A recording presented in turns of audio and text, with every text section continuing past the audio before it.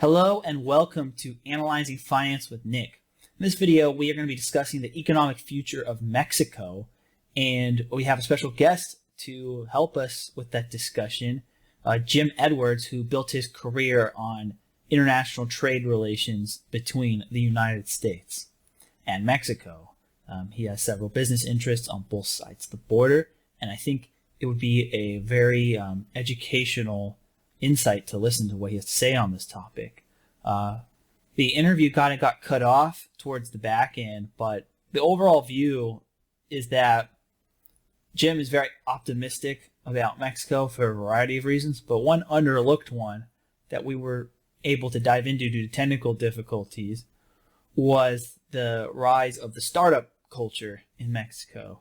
And Mexico now is having its first generation of entrepreneurs and technology entrepreneurs who are hitting liquidity events and reinvesting into the country. A notable one includes Bismarck Lepe, as an example, who is both an American and a Mexican background, but he started his first technology company and had a liquidity event and is now reinvesting a lot of those proceeds into building more technology companies within Mexico itself. Without further ado, we'll get started on the interview, and thank you for watching this series. Hello and welcome to the Davos Monthly Expert Call, which will also be partially aired on Analyzing Finance with Nick. I am Nick Pardini, and I have a special guest here is Jim Edwards. Before we get into the conversation about the economic future of Mexico and what's going on in the Mexican financial markets, which have been probably the hottest emerging market in the last 2 years or so from an investment perspective, what is your background and your history of doing business in Mexico? Thanks, Nick. I'm going to touch on things that go back into the 60s as a student and progress forward till today, but I'll start with a couple of highlights today. All of that which I did and all that which I learned to do ends up today. I deal with cabinet members, governors, and heads of industrial families in Mexico, advising them on certain strategies and advising them on certain foreign direct investment coming into Mexico, significantly Chinese industrial companies coming into Mexico. And in that, I have a partner, and that partner is a former ambassador of Mexico to Colombia, a highly regarded businessman. So I was a part of the U.S. Olympic team, track team. My track skills weren't as good as my linguistic translation skills, so I didn't quite make the final cut for the team on track, but I did as the interpreter for the U.S. track team, or one of them, I should say. And we actually had Mexican national champions train with us in the U.S., and then I went back in Mexico in a series of opportunities to work there, covering the industries that at the time were the most exciting. So in the 1960s, the current thing we're calling nearshoring had its first form in Maquiladora. Some people called it the twin factory cross-border, but it was a exemption for goods that were assembled and improved in Mexico to come back tariff exempt on the improved value. You just paid value on the labor value added. I was involved with mass housing, low income mass housing. Mexico builds more homes per year than the US does in some years, and especially single family ownership homes. That's a subsidized program for all workers who are paying into Social Security in Mexico. And I later had the opportunity, still in my 20s, to work with an airline and coordinate an airline. So I really got to fly everywhere in Mexico and meet typically who was the wealthiest person in town, because that's who owned the hotel. These were all not international flagged. These were all independent hotels that some wealthy local owner if it was a seaport, he was a fisherman or an agriculture guy. If it was an interior city, he probably owned one of the wealthiest factories or whatever in that town. And then the format I work in, my enterprise, my business called Vista Nova, it took shape when I was in my early 30s, and this is back in the 70s, early 80s, and became an advisory firm for services, for fees to those different industry groups that I've just named. And people would come to me and say, gee, we want to move our factory to Mexico. I would help them do that. People would come to me and say, gee, we want to develop a hotel. I would help them do that. I saved a couple bucks. I'd also made it come up, but I've been involved in stock trading since I was a teenager. And I saved some money and I started investing, and investing, quite honestly, in U.S. real estate and U.S. Early stage equities, tech companies. But I started doing that in Mexico too, eventually. So today's access is highest level access. I have a team of PhD economists who are in academic positions in key universities in Mexico that I work with. We've written a few books together. I'm the token gringo, Anglo, looking from the business investment point of view in those writings. And that's kind of where I'm at. Okay, so with that, let's start with our conversation. What is your overall outlook on the economic future of Mexico? I know we've previously mentioned that you think there's very divergent outcomes depending on certain regions and industries. So feel free to elaborate on that as well.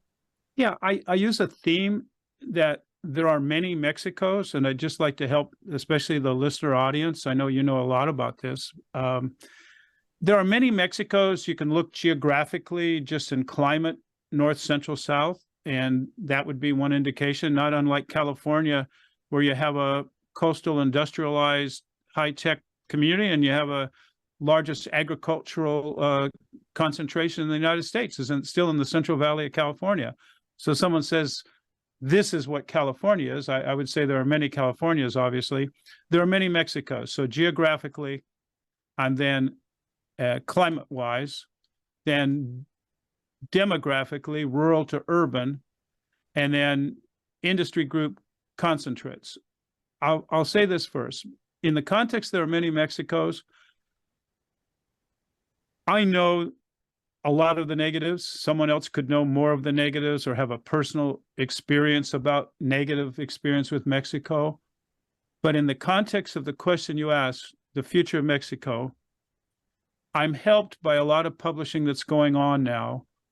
The year 2050 seems to be a nice year to pick because it gives you a lot of leeway to see if you came true or not.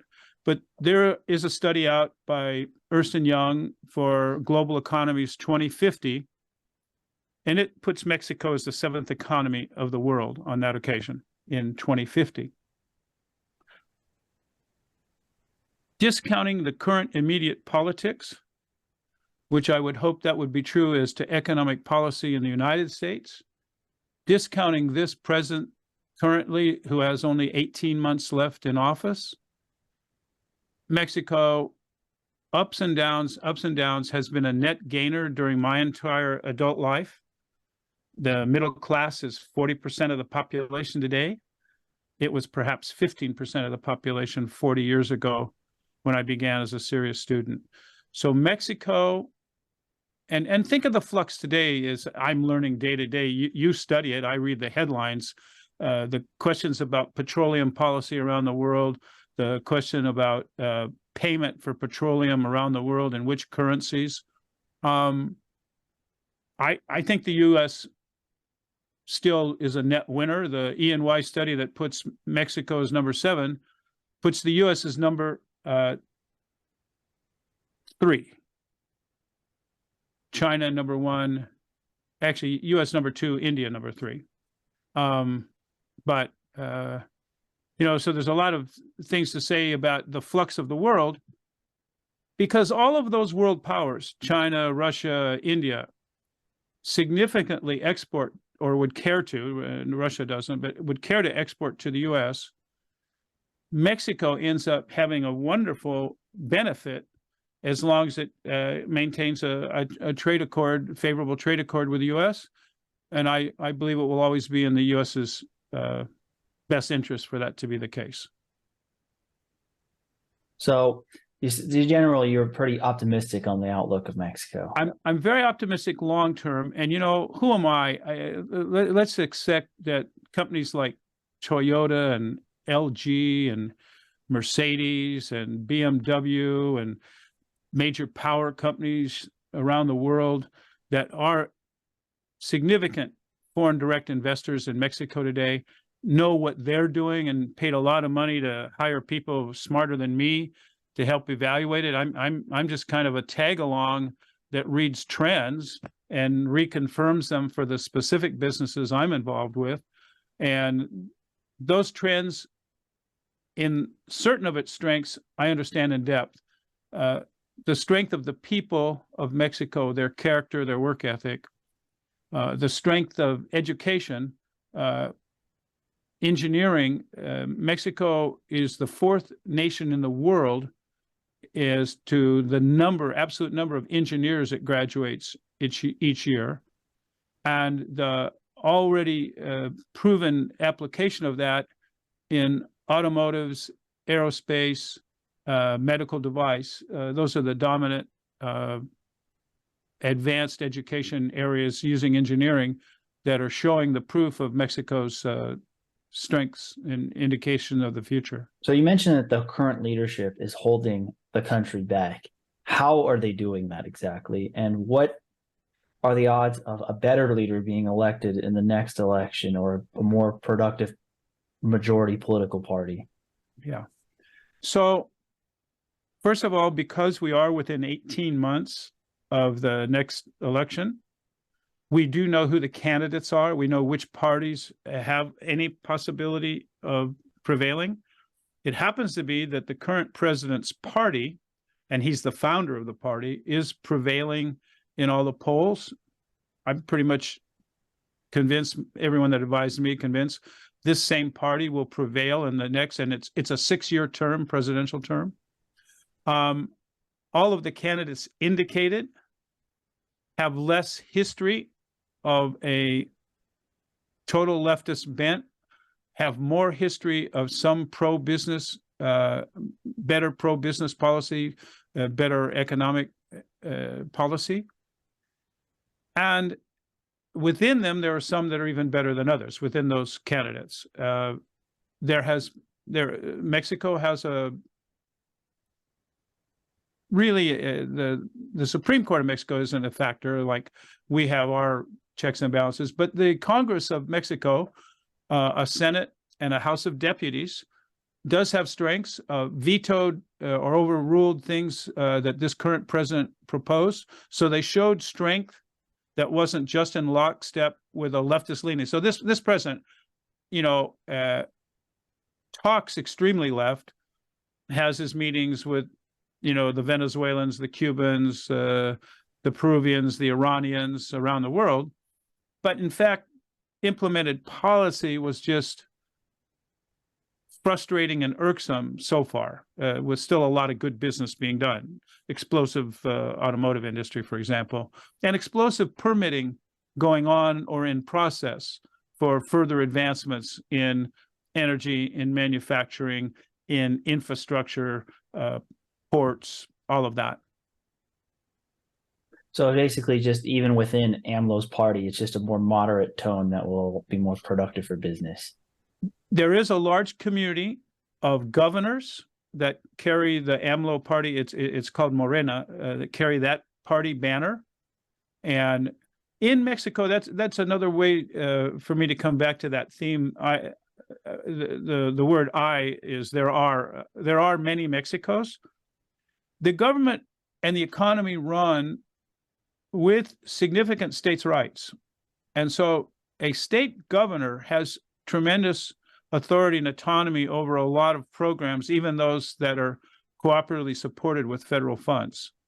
The historical tax distribution is taxes are administered by the federal government, paid in to a federal agency, and then distributed 1/3 federal. It was supposed to be 1/3 state and 1/3 the local municipality where the funds were collected.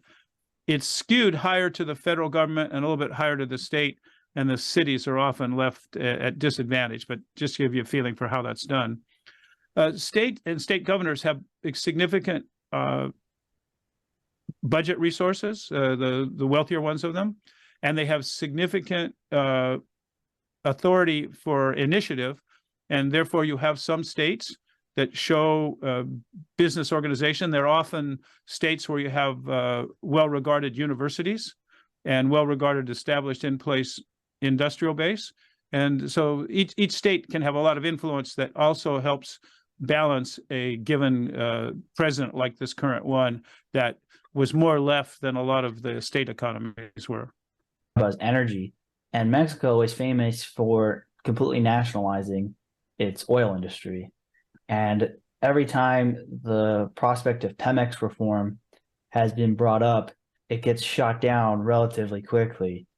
Do you and as a result, a lot of the potential energy extraction of that could be coming out of Mexico is probably lower than it could be at its maximum potential. So, I mean, what do you think are the chances of reform of Pemex, or just in general increased privatization of the oil industry in Mexico? Okay. Other than this president, which I'll use the term lame duck, okay, that 18 months that he has left, Congress has been making votes showing that they recognize him as lame duck.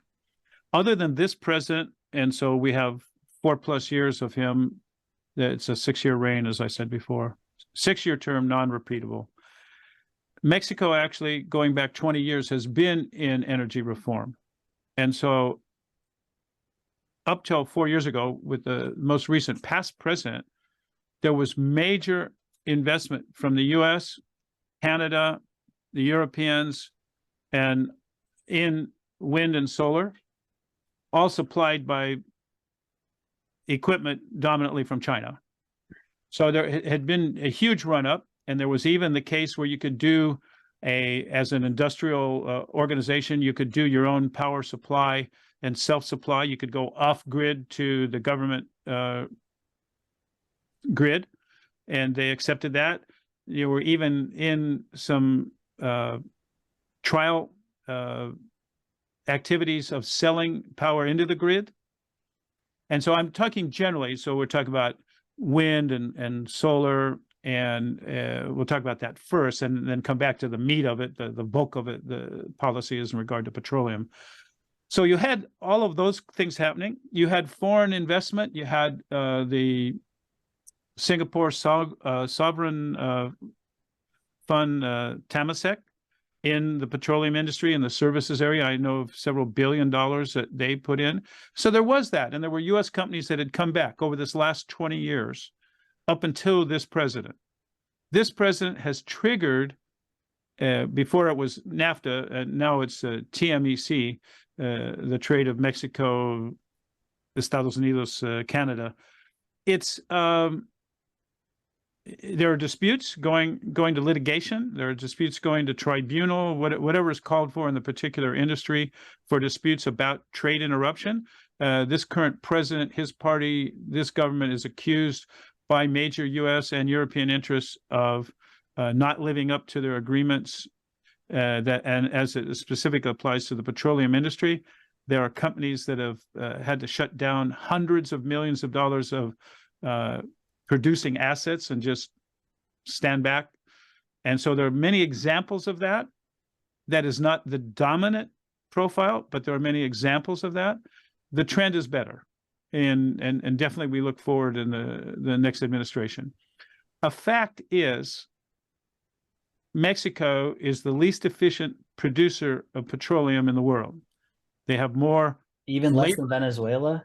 Yeah, they have more labor units per hour attached to producing a barrel of oil at more cost. So that's bad administration. The good news, they always say, when you have a problem and you can identify it, then it can be solved. There is intelligence in the world, and even inside Mexico, although might be the engineers that aren't politically in favor right now. Secondly, it has mismanaged its allocation of its assets. It didn't reinvest in the development of reserves that are known to be there, But it's one thing for them to be there, and which section of the 1,000 square mile grid is the rich part that you should be exploring or exploiting after exploring. And so they're really behind in all of that, but it doesn't take away from what their rich future could be. And here's the kind of things that happen just when you thought you knew something. There are many Mexicos. Mexico is basically the best location for solar energy on the face of the earth. One, climate favors them to produce it, but two, this growth that we're talking about, this nearshoring, this automotive industry, all has the demands for the power. Is the security situation though in Mexico, like safe enough that to prevent those solar plants from being ransomed or vandalized or anything like that? Why don't you give me that opinion on the U.S. first? Well, this is a question to talk about Mexico, so that's why. Okay, I apologize to saying it that way, Nick, but I don't think it's greater in Mexico than in the U.S. And in some ways, let's put it this way. Those things that are in the government's interest in Mexico are highly protected. So the capital city of Mexico and the major economic city of Guadalajara and the education economic city of Guadalajara and the major industrial economic education city of Monterrey are not suffering cartel-related insecurity. Yeah, I was thinking more if you just built a giant solar plant in the middle of the desert that's not very populated. It would be protected, okay? And they are protected. Okay. So all I'm trying to say is when the Mexican government at the federal and state and even local level prioritizes protecting something, it gets protected. Okay, that answers my question. So with the security situation not as of a concern, what is your thoughts then on the potential for solar in Mexico? It's tremendous. Even this president in his interference was just saying, gosh, I think I've figured out how to play a game with the United States. We have a trade accord and it has an energy accord. And it was pretty clear that we were going to allow a lot of new investment interests in petroleum industry. But we didn't talk about electricity enough that I think the United States has a clear case to stop us from trying to have the vast majority of sustainable energy, especially solar and wind, anything producing electricity. This president made a run and made a decree to have that become 60% Mexican government monopoly, that all energy had to be produced, 60% of all energy. That's in conflict with the U.S. interpretation of the trade agreement. It's in conflict with my interpretation of the trade agreement for the little bit that matters, but it's in conflict with most people's understanding. And so Mexico is fighting to grab onto control of it because they're confident how big it's going to be. Mexico has the engineering capability, has the track record, experience already in place as to solar, that I believe that Mexico will be one of the exemplary places in the world of effectively using solar. And the next question I have is, with the future of Mexico, what is the path of Mexico becoming a developed country, the similar standard of living of a place like Italy, France, Spain, the US, or Japan? And how likely is that to happen by 2050? Yeah. And my answer is pretty much yes, yes, and yes. And now I'll give a couple of sub-statements to that. That trend that I saw in my lifetime firsthand, a teenager in a secondary school exchange program in Mexico in the 60s and Mexico today. It is a fact that you have rural to urban movement of population. Access to education is one of the upsides of that, improved access. Affluence,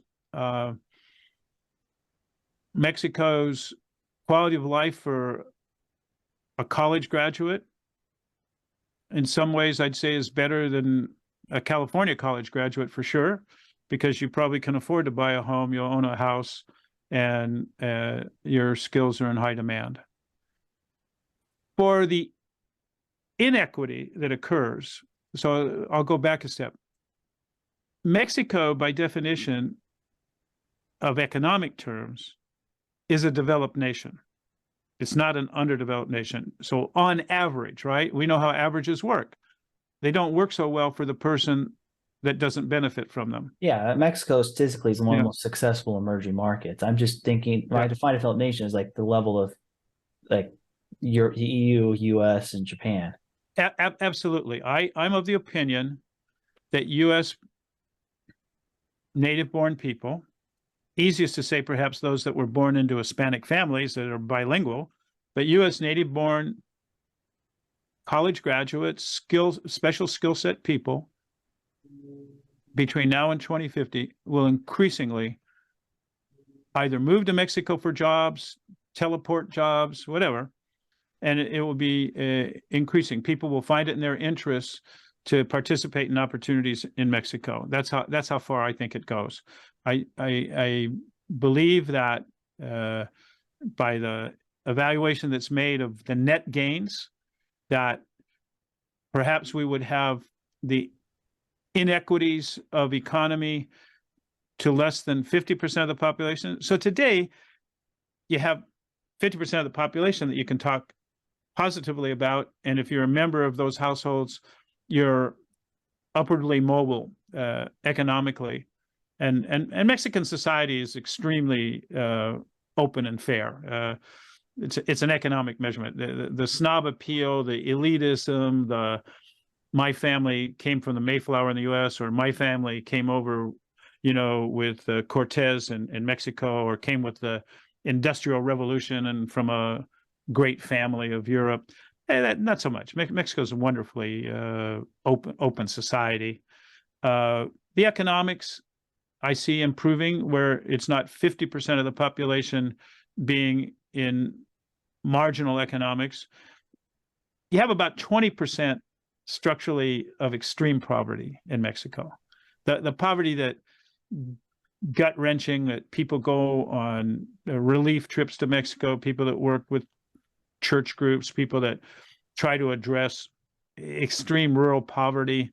And it's the same kind of thing that I think we've classically profiled, like with Africa, where you don't see where people are getting to this first higher step on the ladder of economic progress. I believe that gets reduced. I mean, today it's 50%. I think that gets continuously reduced between now and 2050. So what is the path and what steps does either the Mexican government make or the business community of Mexico is going to do to raise living standards to such the degree that you think that it's going to happen? I'm encouraged about technology and what technology does for us. What's the underlying component of education is communication. So what you and I are doing right now, and what we're doing for the people that will watch this, we're communicating and educating. Technology is allowing for communication to be vastly distributed greatly and less expensively. I think Mexico will have continuously improved education, just because the whole world will have it, but Mexico will also. And I believe that will be a major factor of continuously improving access to education and continuously improving informed people making informed decisions. But why do you think Mexico is going to be able to do it, and a country like Brazil, who's been the country of the future for the last 50 years, will not be able to do it? You make that pairing easy for me.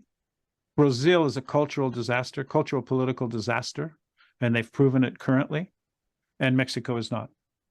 Mexico, or if you want to make it a little harder, like a Southeast Asian country like Thailand. That's better. But see, they've gone through.